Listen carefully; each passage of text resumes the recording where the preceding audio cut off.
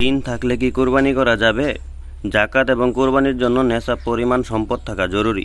তবে জাকাত আদায়ের জন্য সম্পদ পুরো 1 বছর থাকা আবশ্যক। কিন্তু কোরবানির নেশাবের ক্ষেত্রে বছর অতিক্রম করা শর্ত নয়, বরং জিলহজের 10 তারিখ অর্থাৎ ঈদুল ফিতরের দিন ফজর থেকে 12ই জিলহজ অর্থাৎ ঈদুল ফিতরের 2 দিন পর সূর্যাস্ত সময়ের মধ্যে যে কোনো সময় নিসাবের মালিক হলে তার উপর কোরবানি ওয়াজিব হয়ে যাবে। বছর অতিক্রম হয়েছে কি হয়নি তা দেখা হয় না। নেশাব পরিমাণ সম্পদের মালিক যদি কোরবানির দিনগুলোতে সাময়িক ঋণগ্রস্ত থাকে, যা পরিশোধ করে দিলে তার কাছে প্রয়োজনের অতিরিক্ত নেশাব পরিমাণ সম্পদ বাকি থাকে না, তাহলে তার উপর কোরবানি ওয়াজিব হবে না। আর যদি ঋণ আদায় করে দিলেও নেশাব পরিমাণ সম্পদ বাকি থাকে, তাহলে তার উপর কোরবানি ওয়াজিব হবে। নেশাব হলো স্বর্ণের ক্ষেত্রে 7.5 ভরি আর রূপার ক্ষেত্রে 52.5 ভরি, আর অন্যান্য বস্তুর ক্ষেত্রে 52.5 ভরি রূপার সমমূল্যের সম্পদ।